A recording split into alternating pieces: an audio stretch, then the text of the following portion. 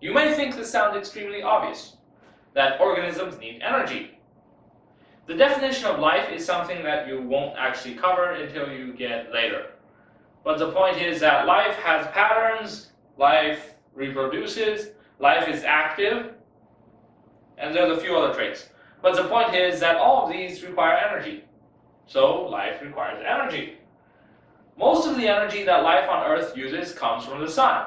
The other sources are relatively minor, and they include chemical compounds in rocks, usually minerals, and other stuff like black smokers, or alternatively any upwelling of chemicals from inside the Earth, which essentially takes geothermal and turns that into useful energy as far as organisms are concerned. Why is geothermal not useful energy per se? It's because geothermal energy is technically heat, and heat is not as useful for an organism as energy that has been properly harnessed, i.e. chemical energy, or some other form of energy such as light that can be converted into chemical energy, because organisms use chemical energy. So, what is light? Well, light crosses empty space from the sun to Earth. That's why it's classified as a form of radiant energy. For light, for grade 9, we will define light as essentially visible light. Ultraviolet rays, well, ultraviolet light, infrared, radio waves, or gamma rays, these are also part of the electromagnetic spectrum, so they are technically also light, but we aren't using them for now. So, visible is the key term here. Thermal energy is essentially heat, so it's not quite as useful as light energy for the simple fact that heat cannot be harnessed easily. Now this diagram shows a distribution of incoming solar radiation. We see that a little over half is absorbed by land and ocean. Now this of course varies depending on where you are. For example, in the desert, a lot of the light is reflected. That's why when you look at a photo of the Earth, suppose we look at Africa, we see that this part is all dark. Well, I mean, for the most part, it's darker than up here. This is really, really reflective. So sunlight hits the Sahara, and a lot of it goes back out. Of course, a lot of it also gets absorbed, which is why the desert heats up during the daytime. Now, what happens when it hits the North Pole? Well, most of it gets deflected, for the simple fact that ice is fairly reflective. This is why ice caps look white on photographs. Now, why is it then that it says by land and ocean? Sure. And it says 19% absorbed by the atmosphere and clouds. Well, what do we think this does? So what happens when you heat up air? So air gets warmer, and it rises. And this forms the convective cells that result in stuff like the equatorial convection zone. Lots of rain here. And because this air is coming down at the 30-degree latitudes, it causes deserts to form at 30 degrees latitude. Africa here is not to scale. In fact, the equator for Africa cuts somewhere around here, whereas the 30 degrees is actually around here. So, other than the fact that apparently our artistic skills need a little work, this should be conceptually acceptable. Now notice that 30% is reflected by clouds or Earth's surface. If we have an ice age, why is it that the glaciers keep on spreading until it eventually balances out? It's because this 30% goes up when there's an ice age. So more light gets reflected, less gets absorbed by the Earth, it cools even more.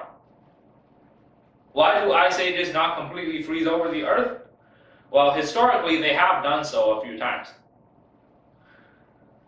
However, the previous few ice ages after the extinction of the dinosaurs have not been known to freeze over the whole Earth, because things ended up balancing out here after much effort. Now, here we see another number. What's this?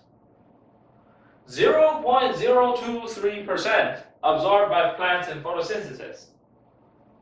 That's not very much, is it? But that's enough to support almost all the life on Earth energetically. Photosynthesis. We've probably learned this in previous science classes to some degree. It is a process in which we take the sun's light energy and convert it into chemical energy. A producer is an organism that makes its own energy-rich food compounds using light energy or other energies. Usually, though, on Earth's surface, this energy is the sun's light. So here is a diagram, or the equation, essentially, for photosynthesis. And we see that we take carbon dioxide and water and we add light energy and we get sugar plus oxygen. So plants provide us with the food and they provide us with the oxygen we need to live. What else does this? There are many photosynthesizers which are not plants. For example, algae, they are not plants. There are many different types of algae, and the term algae is actually not quite as scientific as we would like, because it has so many different groups that are, in many cases, very distantly related. For example, red algae, brown algae, green algae. They are more distantly related from one another than fungi are to animals. So, to call them all algae is a little bit misleading. But we do it anyway just because they are terms that have been grandfathered in. They are so old, the terminology, that we just let it be. So here are some ball and stick models. Terminology may vary between ball and stick and space filling and whatever. But the point is that in most models we use oxygen as red, and hydrogen as white, carbon is black, and nitrogen is blue. Sulfur is usually either green or yellow. So this is water, H2O. This here is carbon dioxide, CO2. This here is glucose, it is a sugar, and this is glutamic acid. We see that glutamic acid has a nitrogen group. It is an amino acid, one of the building blocks of proteins. Now, we must emphasize that not all algae or plants photosynthesize. Some have evolved to be parasites. There are some plants that grow on other plants. Contrary to popular belief, though, mistletoe, which is a vine that grows on trees, is not in fact a parasite, really. This is clearly not to scale. But the point is, mistletoe actually grows up trees and it forms a clump.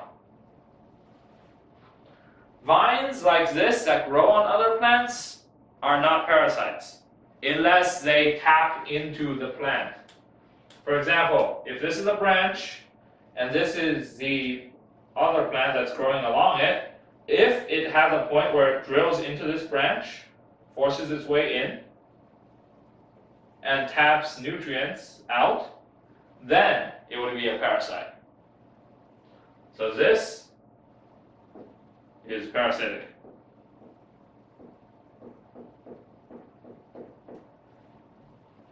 However, most clinging vines, even if they can strangle trees to death, because a tree cannot grow outward and therefore it can't survive, because trees rely on making new xylem, new wood, so to speak, to transport water up every springtime. So even if a vine strangles a tree to death, as long as it doesn't actively draw nutrients from the tree, does not quite count as parasitic. There are plants, though, that they land in the soil, and then because other plants often have root systems that are associated,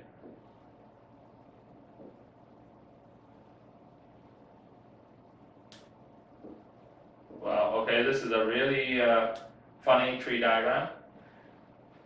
Other plant roots are often associated with fungi underground, so fungi. And suppose this plant taps into the fungi, then it is also parasitic. It's a parasite of fungi. Of course, plants are typically not considered to have parasite examples for animals, at least not at a level for grade 9s. On the other hand, algae, malaria actually evolved from algae. This might sound extremely weird, but malaria, which is an apicomplexan, plasmodiums to be specific, it has a stage in its life where it's obvious that it evolved from an alga, because in its apicomplexan form, it has two bodies up here near the apex, the apical complex, that are derived evolutionarily from a plastid. A plastid, well, plastids in general, are present only in plants and algae and photosynthesizers. They began when one cell, so suppose we have a cell here, and it notices that there's another little cell nearby. This little cell is photosynthetic. So this cell reaches out and eats the other cell. Alright, usually it digests it, but in this case it happened to leave it be for a while. So this ended up providing food to the bigger cell. So this is the nucleus of the bigger cell, because this is an eukaryote. So when this happened, the bigger cell was like, well, it evolved to tolerate the smaller cells, which eventually lost most of their genomes and most of their cellular machinery and became just organelles within the big cell. This is endosymbiosis.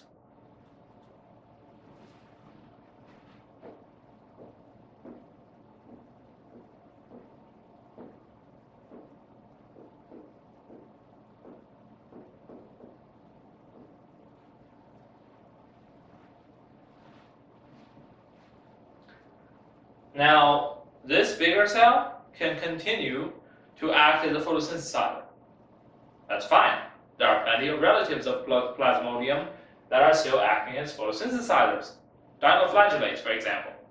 They separated from apicomplexans about 800 million years ago, according to existing genomic data and analysis. So, you might be thinking, hey, we've learned about organelles at some point. I mean, I remember that mitochondria are also organelles. They actually also arose by endosymbiosis. But mitochondria conduct the opposite reaction to, what was it again? Photosynthesis, right? Yes, it was photosynthesis. So, the opposite reaction of photosynthesis is, of course, to take sugar and oxygen and turn them back into carbon dioxide and water and energy. This is a process that is conducted by all organisms that use oxygen or other oxidative pathways to metabolize sugars. Now, respiration, depending on who you ask, as far as grade 9s are concerned, respiration is conducted by all organisms, whereas only a few organisms conduct photosynthesis. However, depending on grade level, we will learn that not all organisms use oxidative respiration. Some of them use glycolysis, which is, by the way, what your muscles do when you can't get oxygen to them fast enough and you're running. That's why your muscles end up burning and feeling sore, because of lactic acid buildup from glycolysis. Glycolysis does not actually produce lactic acid directly, but that's a little complex for now, so we'll leave it at that. For now, remember that photosynthesis is to take carbon dioxide plus H2O. Typically, the formula is written as 6Cl2 plus 6H2O, and then light. You have C6H12O6 plus, how many oxygens do we have left over? 6O2. And then respiration is the reverse. Except instead of giving off light, we give off chemical energy, which can be stored in other forms for the cells to use. As you can probably tell, not all organisms photosynthesize. For example, you cannot just stand out in the sun and eat light, pretty much. Well, what do? We eat food. We eat other organisms, which may be photosynthesizers. They may be producers, sure. Or they might also eat producers. Or eat something that eats producers. So, a consumer is an organism that consumes other organisms instead of just photosynthesizing or chemosynthesizing. Now, some microbes and plants are capable of being both. For example, many protists, which are a general group that we use to describe eukaryotes that are not plant, fungi, or animal. The protist term is technically not quite scientific, but it's just being brought in as a reference for the group in general. And it's just generally tolerated by the community of science because it's convenient. They do a lot of things.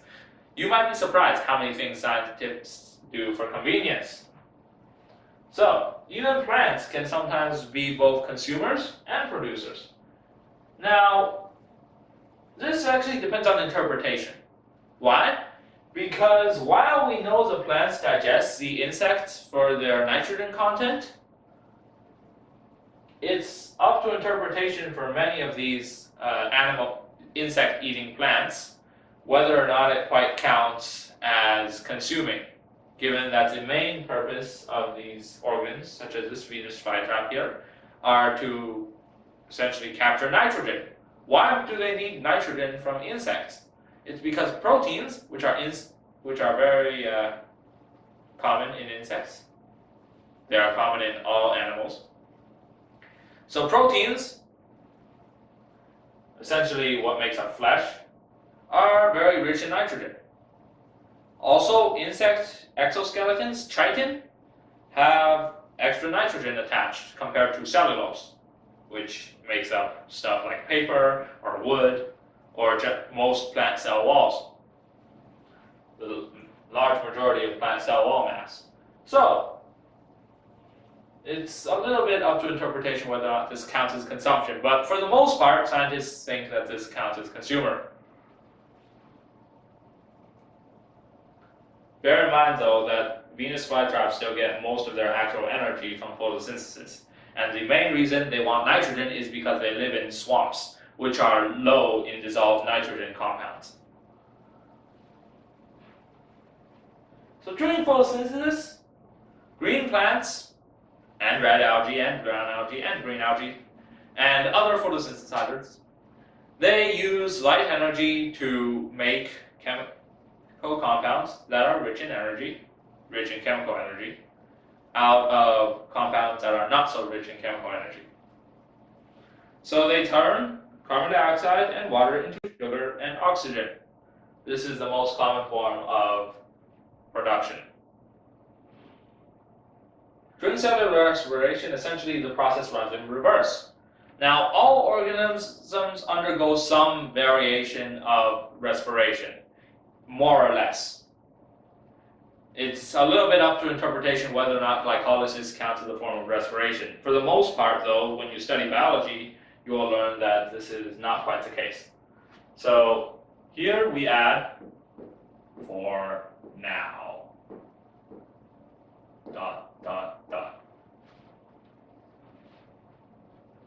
Producers make their own energy-rich compounds. Consumers must obtain them from other sources, i.e. producers or other consumers. For example, when you eat meat, you are consuming a consumer. When you eat plants, you are consuming a producer. Now, humans depend on photosynthesizing organisms for food and oxygen. So we should take better care of our environment to make sure that there are sufficient photosynthesizing organisms to support all our needs, right? Unfortunately, humans do not generally tend to take very good care of their environment, which means that often there might not be enough nutrients left in the soil, for example, for crops to grow, or for crops to grow well. And what happens? Famines, i.e. people starve. There are revolts, wars, and the human population declines, the soil gets time to recover, and then the cycle continues again. This has happened many, many times in human history, and it would be wise of us to avoid it happening again as much as we can. So that's it for this section. We've learned that, well, energy has to flow through ecosystems, and it begins typically with the sun. Now, when you think of something like energy, which is stored in food, or alternatively in chemical compounds that are rich in energy, just in general, why is it not food per se? It's because if you're a producer, that's not exact. You don't quite count that as food. So, it's because you made it yourself. Now, after this, what should we talk about? Clearly, the next section has to be about food webs, right? Or food chains. Well, we'll see. See you later then.